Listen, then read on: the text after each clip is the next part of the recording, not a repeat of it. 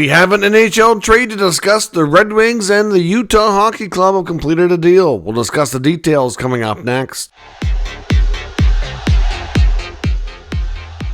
So welcome back to another video here at Top Shelf Hockey. As I mentioned, we have some, I guess it's somewhat breaking news for those of you who weren't up really late last night, right around 11, 12 o'clock, midnight Eastern time around there last night. There was a trade announced. So, of course, I would already had been in bed for the night. So here we are getting to the news this morning. So the Detroit Red Wings and the Utah Hockey Club have completed a deal. Of course, we know the Utah Hockey Club is short on D after having a lot of injuries, so they've acquired Olli Maata from the Detroit Red Wings in exchange for a 2025 third-round selection, which originally belonged to the New York Rangers, which ended up, through trade, ended up in Detroit. So, of course, Maata's making $3 million.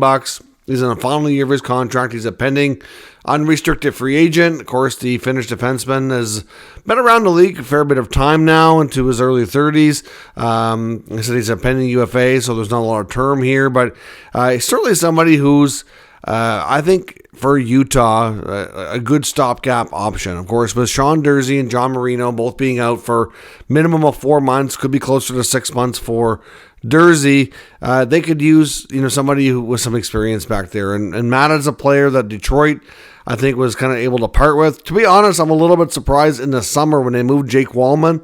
I'm surprised a guy like Maata or Petrie was not the preferred guy to move.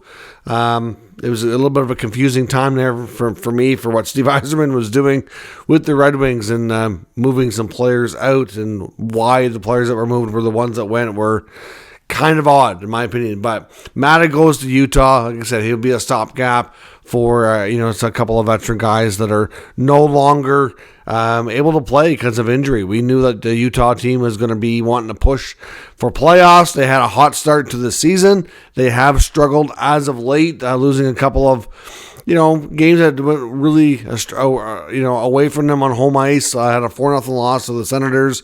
They gave the Sharks their first win after an epic collapse in the final 5 minutes of the third period the other night.